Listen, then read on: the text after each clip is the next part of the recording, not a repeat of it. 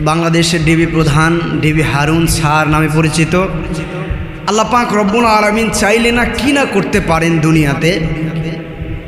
আমাদের প্রাণপ্রিয় রাহবার আল্লামা দিলওয়ার হুসাইন সাইদি রহমতুল্লাহি আলাইহি সহ আল্লাহ মামুনুল হক বাবুনগরী হুজুর বিদায় নিয়ে চলে গেছেন। আরও বিভিন্ন আলিমদের ওলামাদেরকে তিনি সব সময় চেষ্টা করেছেন তাদেরকে রাজাকার বানানোর জন্য, তাদেরকে ধর্ষণকারী বানানোর জন্য। কিন্তু দেখেন আল্লাহর কি লীলা খেলা, আল্লাহ পাক রব্বুল আলামিন এই ডিবি হারুনকেই জাতির সামনে একেবারে উলঙ্গ করে ছেড়ে দিয়েছেন।